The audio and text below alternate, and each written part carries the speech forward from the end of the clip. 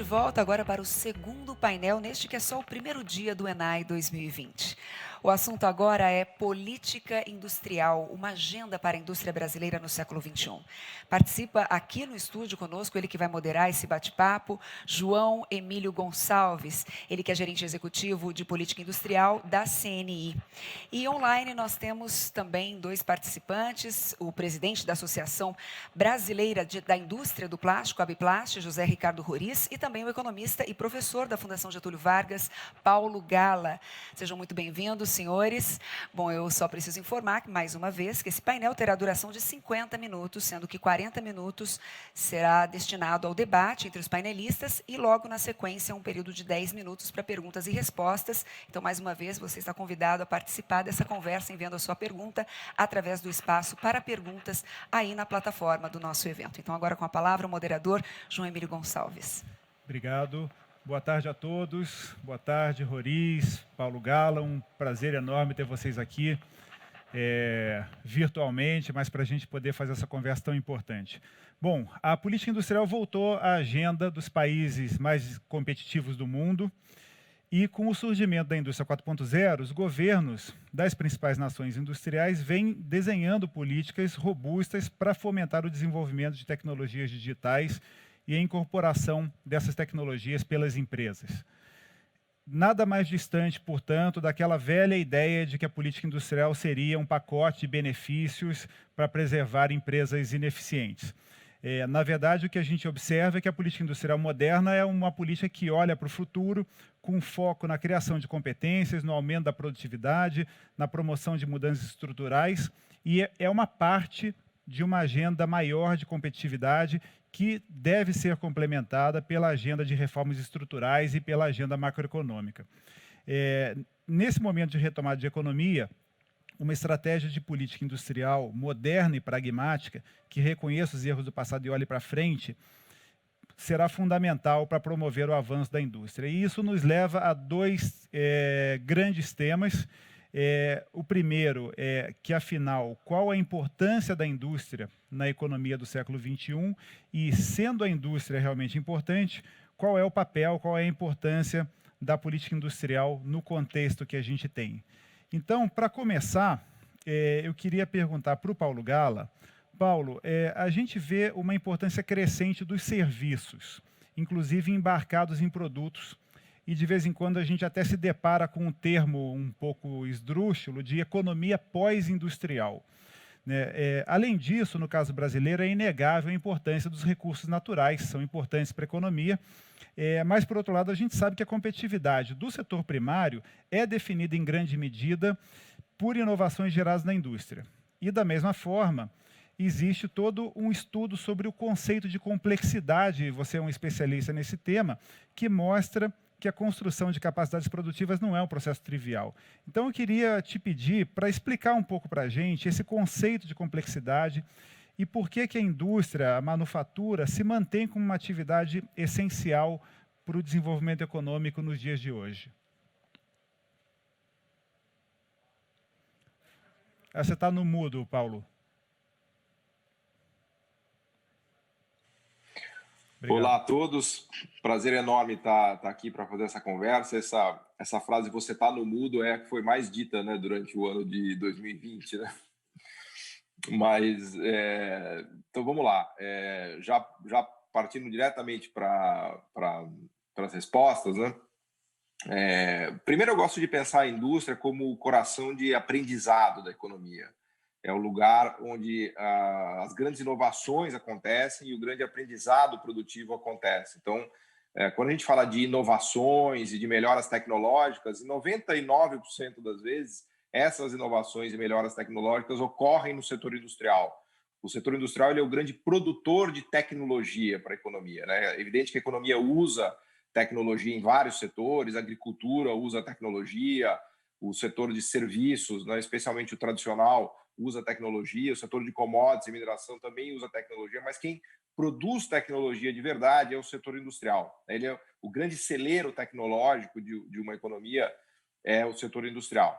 Quando a gente olha a parte de serviços, é importante notar que existem dois tipos de serviços. Tem os serviços muito avançados, que via de regra também nascem e são difundidos a partir do setor industrial, são serviços ligados a TI, design, marketing, muito de logística também, de avanços nessa parte vem do setor industrial, e existe o setor de serviços mais simples ou simplistas, que a gente está pensando aí no caso de restaurantes, lojistas, atendentes, né? Obviamente nada contra esses serviços, mas são serviços de baixa, que demandam baixa qualificação, no sentido de que tem pouco capital humano envolvido ali, tem pouco conhecimento técnico e tecnológico naquela tarefa, né? Diferentemente dos serviços empresariais e super sofisticados. Eu gosto muito de usar o exemplo do Uber, né? O Uber é uma empresa, a Uber é uma empresa que tem um capital humano gigantesco. Tudo que tem ali de programação, de algoritmos e softwares é um belo exemplo do que é esse acúmulo de capital humano. Enquanto que o motorista de Uber não tem capital humano, né? O motorista de Uber ele pode ser, inclusive, um analfabeto, que ele vai dirigir Uber com tanta eficiência quanto um PhD, um engenheiro, que, aliás, é o que a gente vê muito no Brasil, né? Pessoas super qualificadas indo parar como motoristas de Uber. Eu ando de Uber, tenho nada contra, pelo contrário, eu sou fã do Uber. Mas eu estou usando o exemplo do Uber para mostrar que existe o serviço super sofisticado, que é produzir uma empresa como a Uber, e o serviço tradicional simplista, que é simplesmente utilizar essa ferramenta ou essa plataforma. Aliás, mesmo vale para todas as plataformas, nesse mundo de economia de plataformas, em geral, quem faz a plataforma são os países ricos, né? E, portanto, os serviços sofisticados estão ligados a esse país, e muitas vezes eles derivam, e para não dizer a maioria das vezes, do setor industrial. A Apple, acho que é um belo exemplo disso, né? Hoje a gente não sabe se a empresa Apple é uma empresa de manufatura ou de serviços, mas é importante entender que a Apple virou a Apple a partir de uma plataforma de manufatura. Foram os equipamentos, os Macs, os iPhones, os smartphones que transformaram a Apple nessa gigante que ela é de serviços. E um pouquinho sobre a política industrial, já entrando na importância de se pensar a política industrial para o século XXI, né, em novas bases, não com aquela ideia velha de um protecionismo que cria ineficiência. O que a gente precisa entender é que, no contexto de países pobres e emergentes, como é o caso do Brasil, a corrida industrial ou o jogo industrial se dá num campo muito assimétrico. Então, a ilusão é achar que a gente está competindo com as grandes multinacionais e com as grandes indústrias do mundo num plano de jogo equilibrado. A gente concorre, a gente joga futebol num campo inclinado, em que as grandes multinacionais atacam de cima para baixo e o Brasil ataca de baixo para cima. Por quê? Porque elas já são incumbentes daqueles mercados que elas dominam no jargão de economia. O que isso quer dizer? Elas são donas da tecnologia, de marcas, de patentes, de processos produtivos proprietários. Então, em geral, quando a gente olha para esses mercados mais nobres e complexos, né, e aí também já aproveito para falar da complexidade econômica, que são os produtos, os bens e serviços mais sofisticados do mundo, a gente encontra, em geral, uma meia dúzia de multinacionais que dominam esses mercados. Em geral, tem os alemães, os japoneses, os nórdicos, americanos e canadenses, né? E agora, principalmente, surgindo também China e Coreia. Só que são mercados altamente concentrados, em que esses gigantes já estão constituídos, e o Brasil tem que jogar esse jogo de futebol, ou fazer essa luta, que eu costumo brincar que é a luta do peso-pena contra o Mike Tyson, numa situação extremamente desigual e assimétrica. Isso é da natureza do sistema de mercado, que acaba produzindo muita concentração, especialmente nos setores que têm barreiras tecnológicas, economias de escala, economias de escopo, né? Os mercados desse tipo produzem concentração industrial. Então, o desafio do Brasil é ganhar espaço nesses mercados que estão concentrados. E daí vem a importância da política industrial. A política industrial é uma espécie de catapulta ou de alavanca que os países usam para ajudar suas empresas a ganharem espaço no mercado mundial. A nova política industrial voltada para o século XXI e para a aprendizagem produtiva é aquela que catapulta, que lança as empresas domésticas para o cenário internacional e ajuda a conquista desses mercados. E aí, obviamente, que a gente pode usar e deve usar, é o que a China fez, que a Coreia fez, que Taiwan fez, todos os asiáticos têm feito, usar as ferramentas de políticas públicas, de tarifa, de subsídio, de compras de governo, de financiamento público. Tudo isso tem sido muito usado e, claro, tem um custo para a sociedade grande. Cada vez que você coloca um subsídio, ou uma tarifa, ou um financiamento público, ou uma compra de governo, isso traz um custo econômico para a sociedade. Só que esse custo tem que ser encarado como um custo necessário para se investir nessas empresas que serão capazes de conquistar o mercado mundial.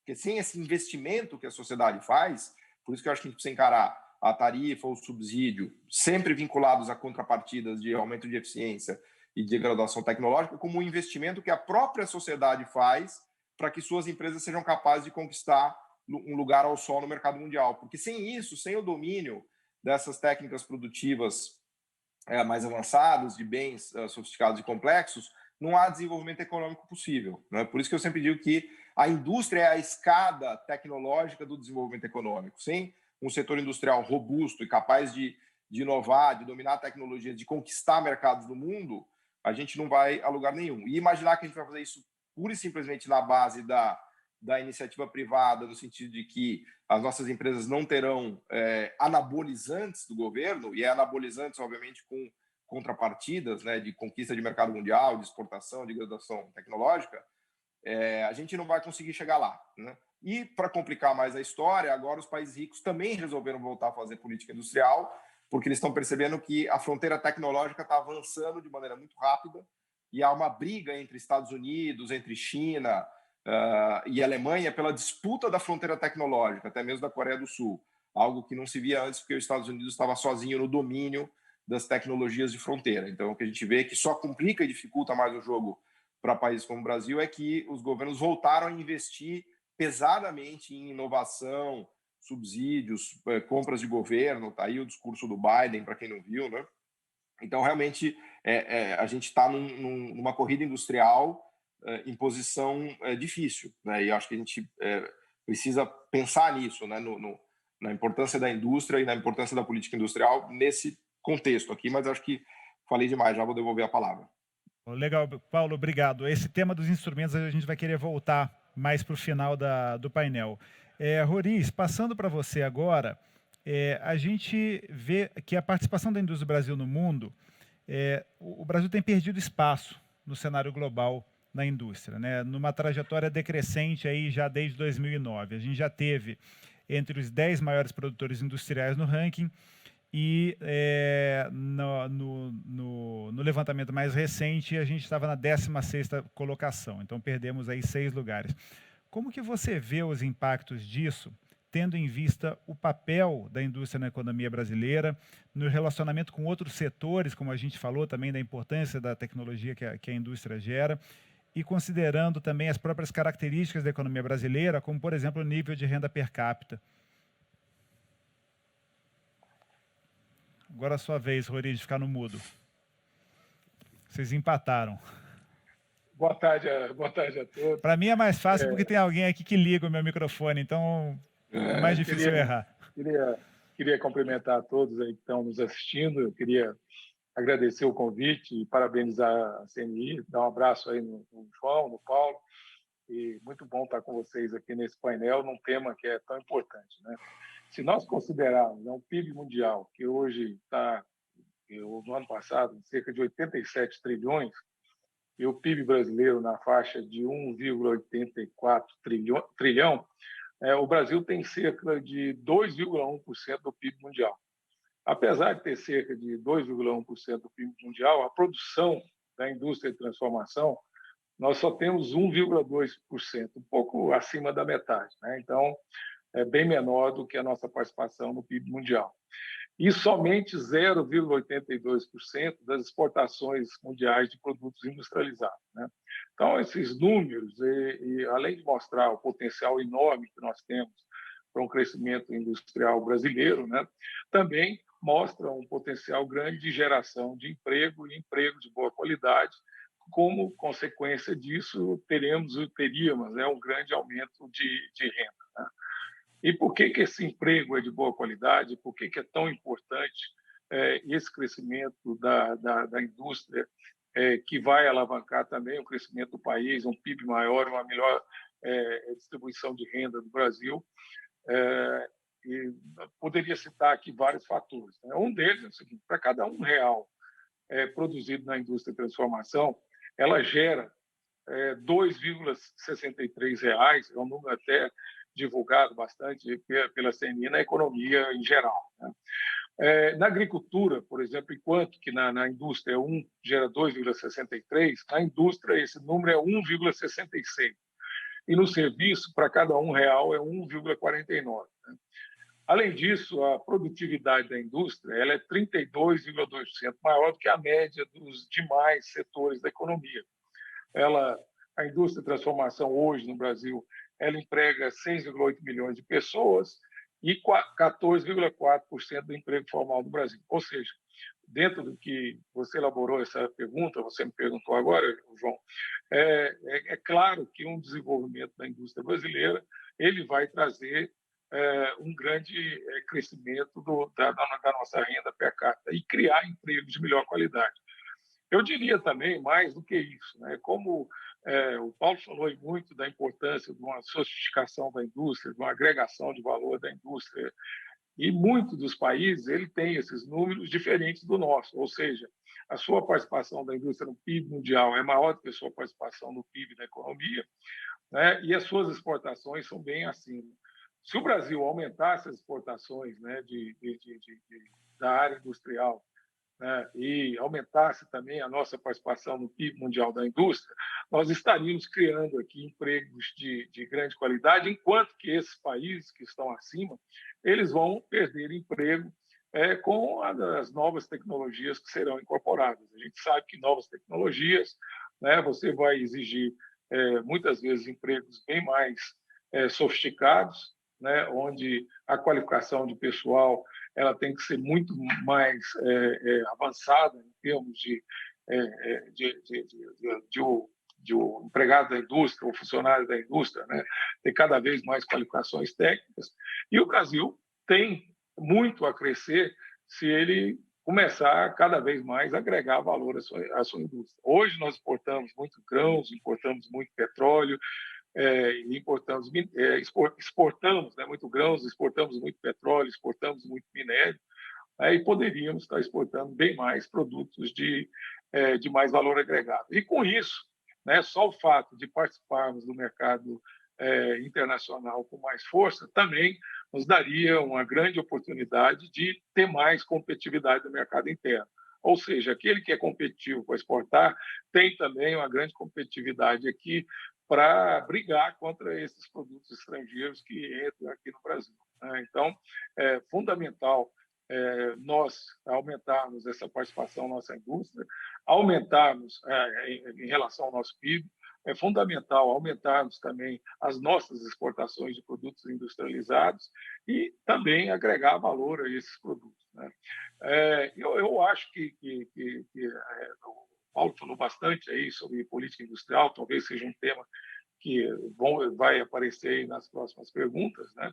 Mas a maioria dos países elas perceberam a tempo a importância da sua indústria, elas perceberam a tempo a necessidade de você entrar nesse mundo digital com essas novas tecnologias e incorporar nos processos produtivos das empresas e perceberam também que você precisa de olhar com mais atenção para a indústria.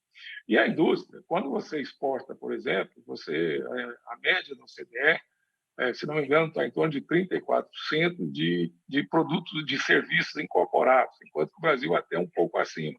Então, o fato de você estar produzindo, você está usando cada vez mais serviços, você está usando também serviços cada vez de melhor qualidade, que são demandados pela indústria, e também o comércio e o varejo, né? Porque nós vimos, inclusive, nesse período da pandemia, né? Hoje, por exemplo, você tem um problema de desabastecimento no mercado. Quando você não tem a indústria produzindo, quando você não tem a indústria atendendo às demandas, você acaba sacrificando também a rentabilidade e o comércio, o varejo, porque eles poderiam estar vendendo uma quantidade bem maior e a indústria nacional não tendo capacidade para atender. E, com isso, eles importam, e essa importação tem consequências na balança comercial, tem consequências na competitividade do país como um todo, né? Então, é fundamental você, como eu falei várias vezes aqui, você aumentar a participação da indústria no PIB brasileiro. Eu acho que os países que conseguiram dobrasse a renda per capita em curto espaço de tempo, a maioria deles tiveram ou têm uma participação da indústria no PIB acima de 23%, 24%. Enquanto que no Brasil nós recuamos a valores de 1950. Hoje nós estamos com 10%, 11% da indústria no PIB. Né? Então, temos muito a fazer e, naturalmente, lógico, né, assim, para a gente chegar a esse aumento da participação da indústria no PIB, nós temos que olhar para uma política industrial que alavanque esse crescimento nosso da indústria.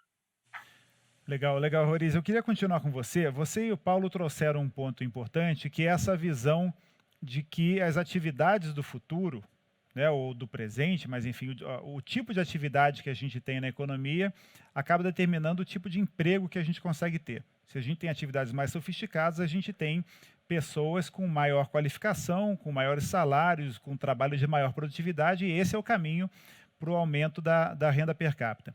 Mas aí quando a gente está discutindo aqui a importância da política industrial, mas aí quando a gente olha para o Brasil, a gente vê aqui o que a gente na CNI costuma chamar de duas agendas. Uma agenda que é uma agenda do passado, porque a maioria dos países já passou por ela, né? Sempre tem alguma coisa para fazer, mas já passou por ela, que é o que a gente está olhando hoje, a reforma tributária, gargalo de infraestrutura, enfim, de diversas ordens, e tem as suas agendas de política industrial e cada vez mais, como vocês dois falaram. Como que fica no Brasil quando a gente tem ainda que cumprir essa agenda mais tradicional e, ao mesmo tempo, olhar para o futuro? Como que você vê, Roriz, essa complementaridade e se você acha que dá para olhar para uma coisa sem olhar para outra? Ô, João, nós tivemos um problema grande, é o seguinte, nós passamos aí por uma recessão muito forte, com impacto muito grande para a indústria, enquanto que lá fora, antes da pandemia, os países vinham tendo um crescimento, os países já tinham observado a importância do crescimento industrial e já estavam com políticas, né, para aumentar essa participação da indústria no PIB, né, nesse país. Enquanto isso, aí, nós, com a recessão, praticamente passou ao largo no Brasil esse desenvolvimento dessas novas tecnologias. O que a gente anda hoje é dessa incorporação que a gente chama da indústria 4.0. A maioria das indústrias, a não ser aquelas citadas pelo Paulo, multinacionais ou empresas grandes, que puderam incorporar no seu processo produtivo aqui no Brasil essas tecnologias e entrar nesse mundo 4.0. Então, nós ficamos 4 ou 5 anos aí, onde as empresas estavam procurando a sobrevivência financeira. Depois veio a pandemia, e com essa pandemia você teve impactos aí no mundo inteiro, você teve impactos no comércio internacional e também nas empresas, que nós vamos ter consequências disso.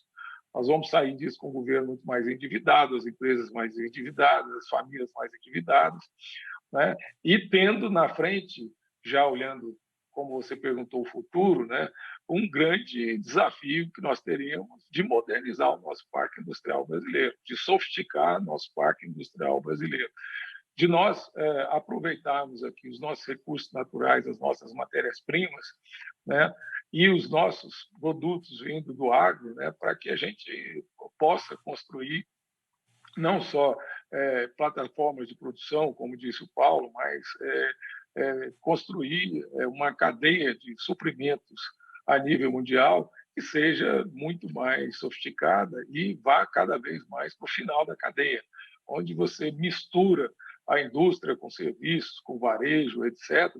E, com isso, você potencializa, né, o seu produto e a competitividade dele, não só aqui, mas no mundo.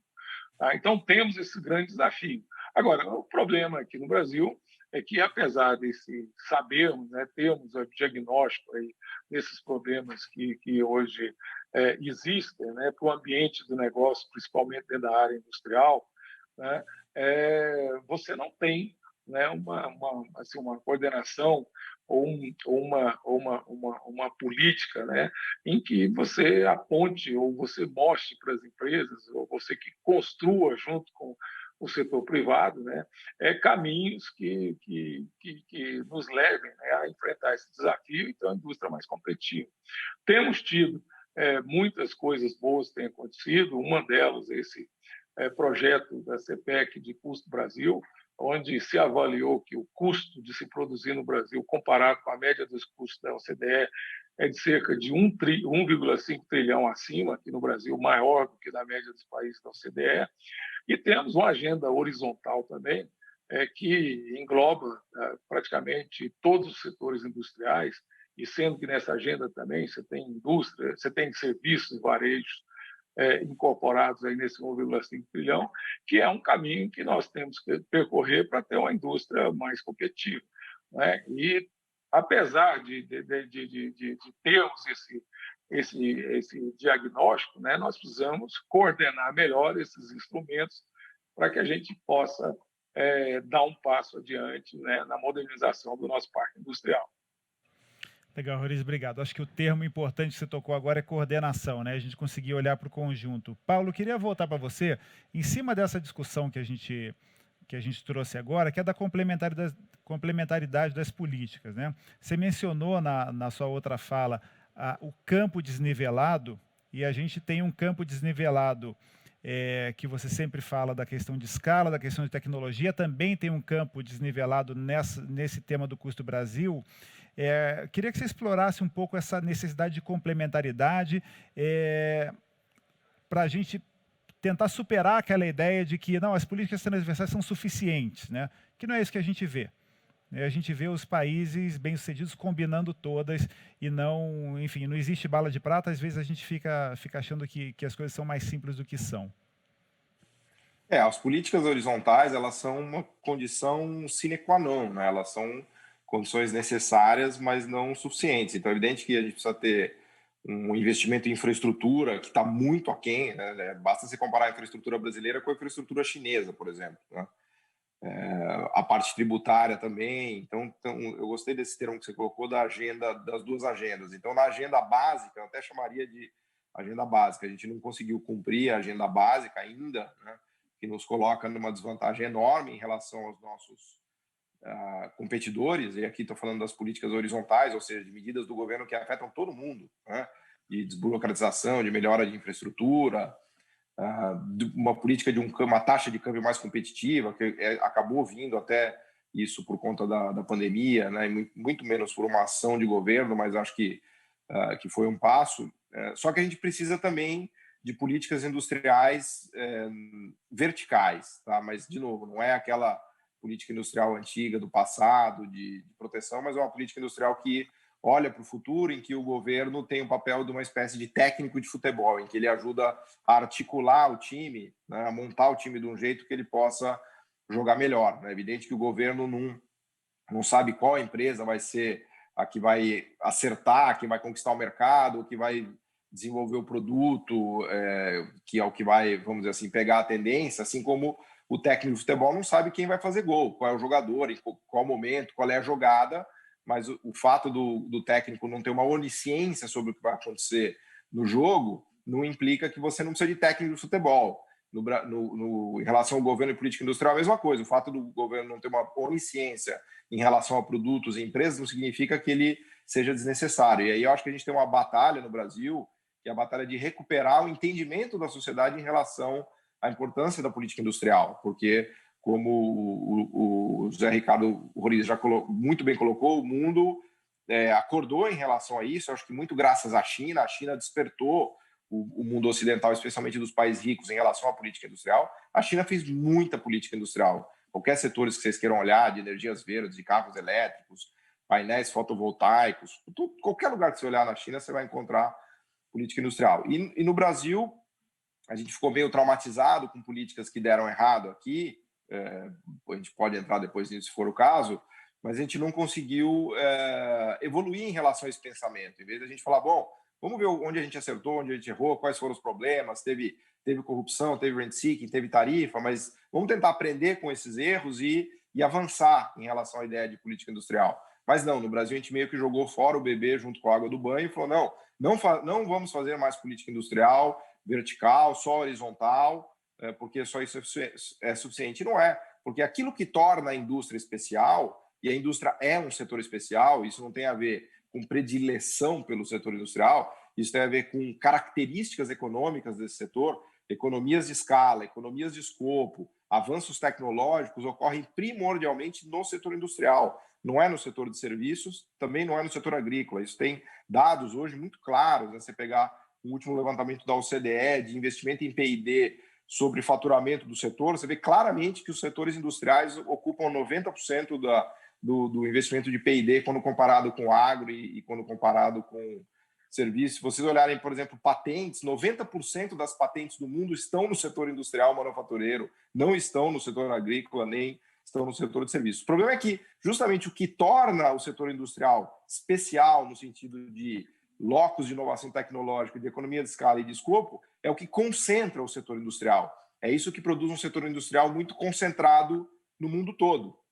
Isso é o que a gente estuda em organização industrial, né? Setores que têm muita intensidade tecnológica, muita economia de escala e muita economia de escopo, cria estruturas de mercado concentradas, que é o que a gente vê no mundo.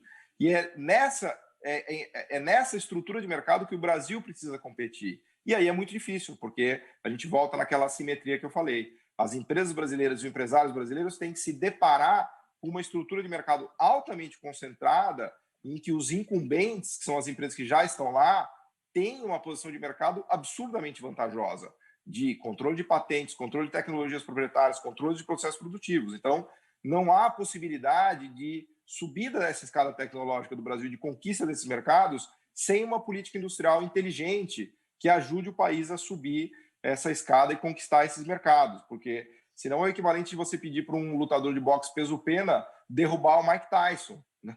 Aí o peso-pena vai lá, apanha do Mike Tyson, e no Brasil, pior ainda, você vai acusar o peso-pena de ter sido surrado pelo Mike Tyson. Quer dizer, qual é o resultado que você imagina que vai acontecer se você botar um peso-pena para lutar com o Mike Tyson? Então, eu acho que a gente precisa resgatar essa consciência no Brasil da importância da política industrial, e hoje é mais fácil, porque o mundo todo faz isso, tanto os ricos para avançar com a fronteira tecnológica, como os pobres e emergentes para subir a escada em busca do domínio da fronteira tecnológica. Então, a gente precisa resgatar um pouco essas ideias no Brasil, em novos moldes, não na visão protecionista, mas na visão de criação do futuro, de novos horizontes, de tecnologias digitais, de tecnologias verdes, né, como os países da Ásia têm feito, né? E aí acho que tem um desafio que é, inclusive, intelectual e da sociedade, de opinião pública mesmo, porque a indústria ficou na visão, vamos dizer assim, econômica e da sociedade, especialmente a política industrial, virou palavrão, né? E aí é muito difícil a gente conseguir chegar em qualquer lugar sem usar essa ferramenta, que é uma ferramenta fundamental por definição e que tem todas justificativas econômicas. Paulo, eu queria aproveitar isso que você falou agora, porque você acabou fazendo uma menção a políticas industriais do passado e esse desafio que a gente tem de comunicação, né? De falar de política industrial sem isso ser visto como se a gente estivesse falando de algum momento histórico que ficou para trás no Brasil. Queria que aproveitasse isso, que já era a minha segunda pergunta para você, porque a gente quer olhar para frente, a gente está defendendo, né? Vamos olhar para frente, vamos olhar para os bons exemplos internacionais, mas não tem muito como a gente ter esse diálogo sem olhar para o que passou. Então, queria que você aproveitasse agora nesse embalo que você está e falasse assim, o que a gente pode aprender com as experiências do passado? Né, e qual deve ser o foco, né? Então, assim, dado que a gente tem um histórico e teve casos positivos, teve casos negativos, mas o que a gente aprende com isso, olhando para o que os outros estão fazendo e para onde que a gente vai? Eu gosto muito da perspectiva que se discute hoje nos círculos de política industrial, que é a perspectiva das missões, que a política industrial ela deve se pautar em missões, né? Talvez a grande economista responsável por essa ideia é a Mariana Mazzucato, que conseguiu articular vários economistas e várias ideias para trazer um pouco a ideia da missão, né? Ela usa, obviamente, o projeto Apollo como uma grande missão de sucesso nos Estados Unidos, que produziu um monte de tecnologias derivadas, né, como subproduto da conquista do espaço, do levar o homem à Lua. E aí tem tecnologia de tecido, de tudo que você imaginar, de foguete, de óculos Ray-Ban, da coisa do óculos, da lente, do calçado, por aí vai. Essa ideia de missão é muito interessante, porque ela tem um começo, meio e fim, ela tem um objetivo a ser cumprido, né? Então, a política industrial moderna ela precisa ser enxergada como uma missão, ela precisa alcançar alguma coisa, catapultar algum setor com uma missão, com uma meta a ser cumprida, né? É diferente do que se fazia no passado, em que se dava uma tarifa, um subsídio sem contrapartida, e sem alguma meta a ser alcançada. Aliás, eu acho que muito dessa atualização do pensamento da política industrial se deve ao que foi feito na Ásia. A Ásia praticou muito bem a política industrial com metas. Por exemplo, se a gente olhar o caso da Coreia do Sul, do General Park, né, que foi o grande criador de empresas como a Samsung, a LG, a Hyundai, criador no sentido de que ele turbinou a iniciativa privada coreana para que ela fosse capaz de produzir empresas como a Samsung, a Hyundai e a LG. Essas empresas não nasceram de um espírito empreendedor de um coreano. Elas nasceram de um sistema articulado pelo Estado coreano, junto com a iniciativa privada coreana, que colocou metas muito claras de sofisticação tecnológica, de conquista de mercados no mundo, e que produziu esses gigantes internacionais, esses campeões internacionais que a gente vê na Coreia, e o mesmo aconteceu na China, né? Então, tem algumas características desse tipo de política industrial que são essenciais. Por exemplo, então, tem que ser orientado por uma missão, tem que ter uma meta a ser cumprida, tem que ter contrapartidas. Sempre que há um subsídio, uma tarifa, um financiamento público ou uma compra de governo, tem que haver uma contrapartida de entrega tecnológica, de conquista de mercado mundial. Outra característica comum é participar do mercado mundial. Não há política industrial de sucesso que não catapulte as empresas para o mercado mundial. Não dá para fazer política industrial voltada para o mercado interno. Tá? É claro que, como o Roriz falou, ao conquistar o mercado mundial, a empresa já conquistou a excelência e a eficiência de abastecer o mercado interno. É que a corrida difícil é a corrida que está no mercado mundial. Então, eu elencaria alguns pontos como esses, né? Então, metas, uma perspectiva de missão, tem que ser temporário, né? Não há uma permanência, não é para sempre que vai haver a medida, e tem que ter como critério a conquista de mercados no mundo. A ideia de que é um investimento que a sociedade faz para que as empresas, especialmente as industriais, consigam dar esse salto tecnológico. No fundo, é um salto tecnológico, um salto de escala que precisa de um investimento da sociedade, que tem um custo, que é uma tarifa, que é um subsídio, que é um financiamento público, que é uma compra de governo. Tem um custo, mas é um custo que vai ter um benefício muito claro, que é o quê? Catapultar a empresa brasileira ao mercado mundial. Esse é o modelo asiático, é o modelo chinês, é o modelo coreano, é o modelo que lá atrás usou Alexander Hamilton nos Estados Unidos, é o modelo dos reis ingleses, é o modelo do Império Holandês, é o modelo dos alemães e por aí vai, né? Então eu responderia mais ou menos nessa direção. Legal, Paulo, obrigado. A gente está aqui chegando no final, tem mais 12 minutos e eu já recebi 2 perguntas aqui. Uma delas eu vou aproveitar porque eu já ia perguntar para vocês, que é a do Vladson Menezes, nosso colega lá da Federação da Bahia. E eu vou fazer a mesma pergunta para os dois, para que vocês dois possam comentar um pouco, e a gente tentar ir rapidinho para depois passar para as outras. Então, a primeira aqui, a gente vai falar um pouco de instrumento, que é o que o Vladson pergunta, quais seriam os instrumentos concretos das novas políticas industriais. E aqui, a gente fugiu um pouco da discussão de instrumento durante algum tempo, sendo bastante honesto. A gente lançou um documento em 2019, Critérios para uma Nova Agenda de Política Industrial, e a tendência de todo mundo era sempre querer falar de instrumento. Vamos falar de subsídio, eu não gosto de subsídio, vamos falar de desoneração, não quero falar de desoneração, vamos falar de poder de compra. E o que a gente defendia ali é que a política industrial tem que nascer de uma estratégia, mais ou menos o conceito de missão, né? Onde que a gente quer chegar. E aí sim, você determina qual é o instrumento que tem. Mas em algum momento a gente tem que falar de instrumento. E a discussão que tem agora, e o Vladson pergunta isso, porque o tipo de instrumento que você tem para usar acaba limitando a ambição que você pode ter. Né? Se você tem uma missão muito que exige demais, você tem que ter os instrumentos suficientes para fazer a indústria, para fazer a economia chegar lá. E aí a pergunta para os dois quais os instrumentos que a gente tem hoje que possibilitam a construção dessa política industrial que a gente está falando? E se vocês concordam com essa ideia de que o tipo de instrumento que você tem, ele limita o que você pode fazer e que, para algumas coisas, instrumentos mais modestos são suficientes, mas dependendo da ambição que você tem, você vai precisar usar esses outros instrumentos que foram um pouco demonizados agora, né? Que a gente ouve falar, não pode ter subsídio, Gil, mas quando a gente tem... É difícil você fazer investimento em inovação radical, você não vai fazer isso com crédito, então você vai precisar de subsídio. Como que vocês veem isso? Queria que vocês ouviam um pouco. Podia começar, Roriz, com você. Bom, antes de definir instrumentos, você precisa ter um diagnóstico. Esse diagnóstico nós já temos. A própria CNI tem vários trabalhos feito por excelentes técnicos que estão debruçados nesse assunto há muito tempo, e tem todo o apoio das federações, das associações, né, para a elaboração desse trabalho. Então, ela tem uma capilaridade para ouvir a indústria, ter um diagnóstico e apresentar isso com as propostas que também são elaboradas. Agora, feito esse diagnóstico, né, nós temos que consensuar isso em todo o setor industrial, porque cada setor, muitas vezes, tem o seu próprio diagnóstico, cada um tem o diagnóstico aí na sua cabeça. Então, temos que consensuar isso e temos que fazer isso também a quatro mãos com o governo, né? Nós temos que ter políticas públicas, porque muito, né, desses instrumentos, eles dependem de políticas públicas. Essas políticas públicas são principalmente aquelas que vão no sentido horizontal. Elas pegam é, toda, toda a indústria, comércio e varejo, mas também tem que ter alguma coisa, principalmente naqueles setores de maior conteúdo tecnológico, você tem que ter políticas específicas para aquilo. Mas as horizontais, eu sabia, você tem que ter uma reforma tributária que não seja como hoje, onde a indústria paga quase 25% de todos os impostos recolhidos no Brasil, enquanto ela tem em torno de 10% a 11% de participação no PIB.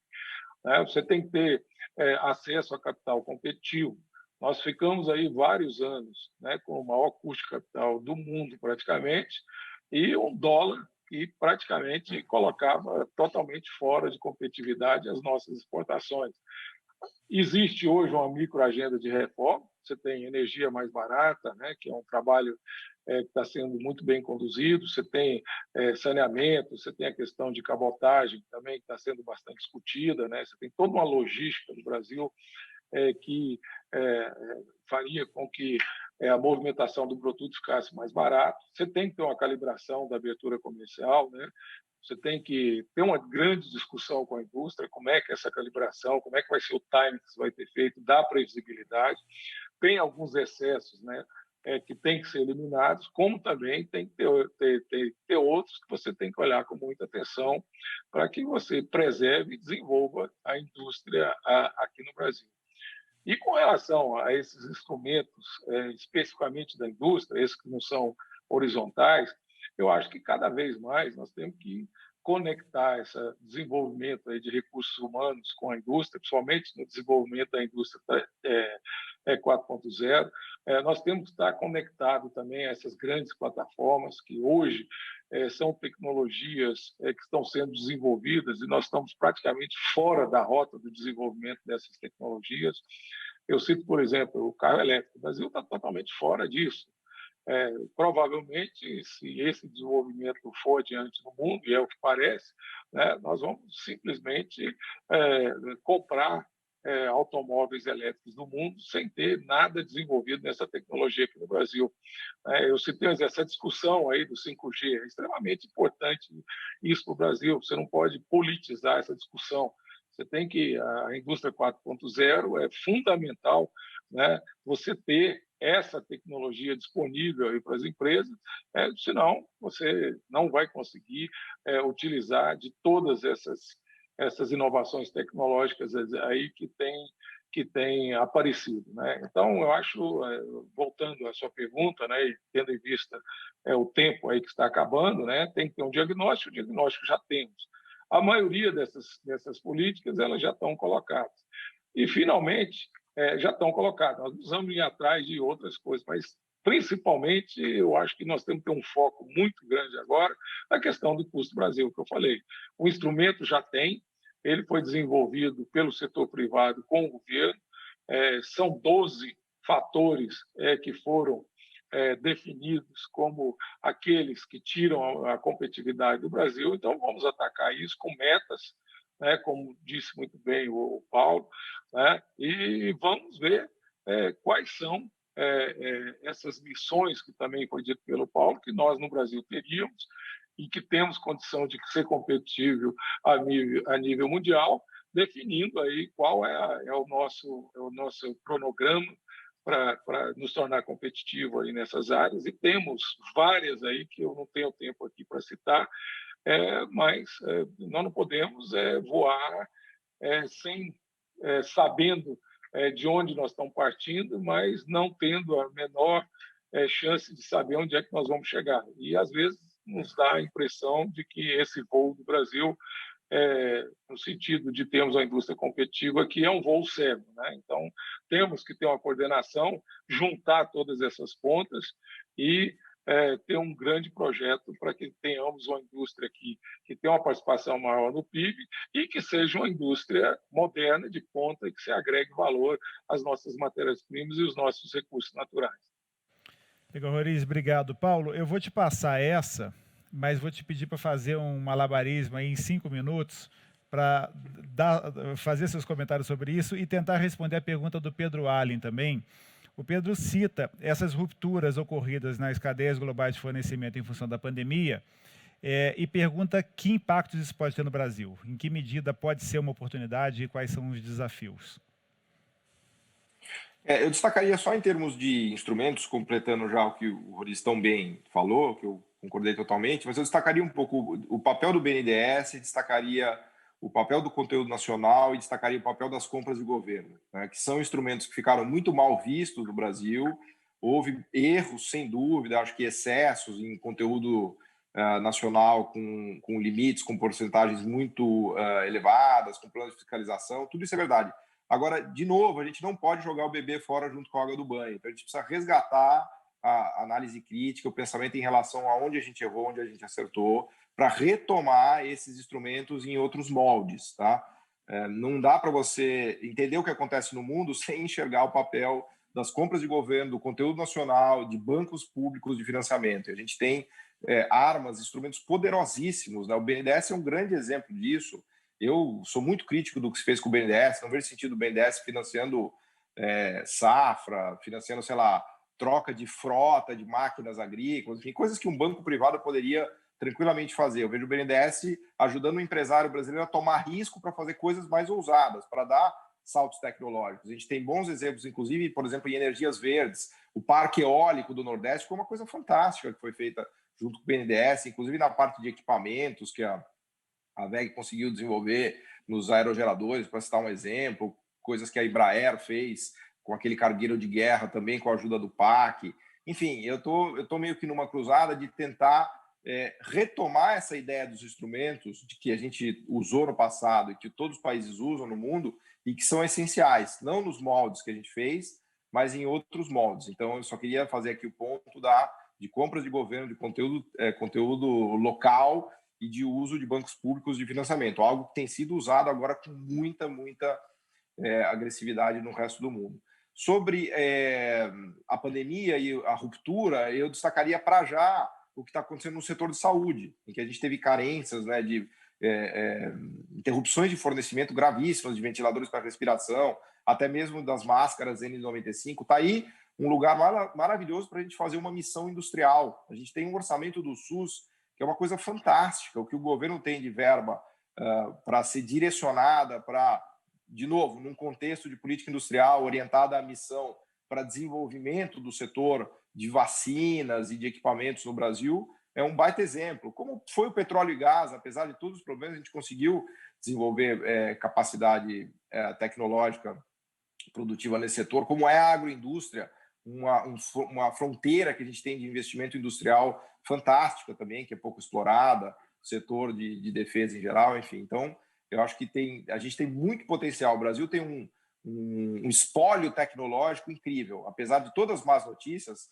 o Brasil ainda é um dos países emergentes mais importantes do mundo em termos de espólio de conhecimento tecnológico, que precisa ser mobilizado, ativado, um pouco na linha do que se fez na China, né, que precisa ser articulado para nos catapultar para o mercado mundial. E retomar a ideia do papel do Estado, porque a gente está completamente traumatizado e a gente vai só apanhar nessa briga. Se a gente não conseguir revigorar o entendimento de que o Estado articulando o setor privado é essencial para levar adiante o desenvolvimento econômico, a gente vai ficar só tomando surra do Mike Tyson. Então, acho que é importante revigorar esse pensamento agora em novas bases. Estamos já no ano de 2020. Acho que é fundamental para a gente avançar, poder, enfim, oxigenar essa discussão.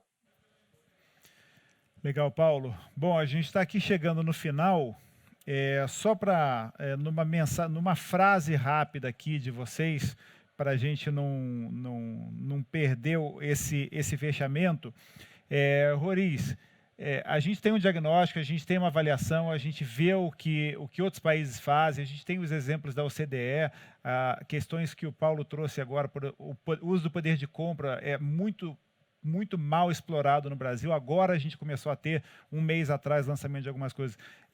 Como que a gente, assim, em poucas palavras, sai desse diagnóstico para a ação? Eu dou um exemplo desse trabalho que fizemos recentemente de Custo Brasil. Nós temos que ter metas, nós temos que quantificar, nós temos que ter muito bem estabelecidas quais são as ações e que tem que haver um convencimento, né, de todos os atores da importância disso, e temos que também convencer a sociedade que aquilo é importante para o país. Aquilo é importante não é só para aquele setor ou para aquele segmento, né, da economia onde você está aplicando aqueles instrumentos. Aqueles instrumentos ele tem que ser um fator de dinamização da economia e, com isso, vai gerar mais emprego, vai aumentar a renda e melhorar a qualidade de vida do cidadão brasileiro. Então, nós temos que ter esse conjunto e partir para a ação, porque a maioria como eu falei, temos o diagnóstico, temos os instrumentos, o que nós precisamos partir agora é para a execução. Obrigado, Roriz. Paulo, suas palavras finais, por favor. Eu acho que a gente precisa seguir nesse combate de narrativas, né? Porque existe uma narrativa de que os setores querem benesses e fazem lobbies para ganhar as vantagens possíveis. Então, o setor agrícola faz seu lobby para ganhar seus benefícios, o setor de serviços faz seu lobby para ganhar seus benefícios, e o setor industrial faz seu lobby para ganhar seus benefícios. E é essa visão que eu acho que atrapalha, porque uma outra visão é entender que o sistema econômico é um negócio sistêmico e que tem setores que são mais relevantes do ponto de vista de avanço tecnológico e de desenvolvimento econômico. Então, não se trata de beneficiar o setor A, B, C ou D. Se trata de entender como o sistema funciona e melhorar o desempenho desse sistema, né? E no coração de um sistema pujante, vigoroso, que se expande e que distribui renda e que paga bons salários, está o setor industrial. Então, a gente tem duas narrativas. Uma narrativa das benesses e do lobby do setor e a outra narrativa de como um sistema econômico funciona de verdade, porque não há dúvidas que um coração tecnológico de qualquer sistema produtivo é o setor industrial. E eu acho que a gente precisa fazer esse papel de mostrar essas ideias para a sociedade, para o próprio governo, para conseguir articular todo mundo nesse sentido. Nos outros países do mundo, está bem claro isso. Se você pegar a plataforma do Trump, é igual a do Biden. Se você pegar o New Deal coreano, está perfeitamente alinhado com essa ideia. Se você pegar os planos quinquenais da China, estão claríssimos. Se você pegar o que está sendo feito na Alemanha, com a nova política industrial, está cristalino. Se você pegar no Reino Unido, eles têm muito claro que a perda de espaço do Reino Unido no mundo se deve à desindustrialização. E no Brasil, a gente ainda está batendo cabeça em que a sociedade não entende bem, o governo acha que está em 1980, então a gente precisa somar forças, todo mundo no Brasil, para tentar chegar no entendimento pelo menos mais avançado do que ocorre hoje no mundo, né? Legal. Paulo, muito obrigado. A gente está chegando aqui no final. Eu queria agradecer muito a você, Paulo Gala, ao Zé Ricardo Roriz Coelho, para ajudar a gente, acho que nesse momento aqui, a começar a dar esses passos, né, nessa questão da narrativa tão importante que você trouxe. Obrigado de novo para vocês pela participação, obrigado para quem nos assistiu aqui. A gente volta em alguns momentos com o painel Redefinindo o Supply Chain, e convidamos também para visitarem os estandes virtuais dos co-realizadores, dos patrocinadores Ouro no nosso lobby virtual. Muito obrigado, boa tarde a todos.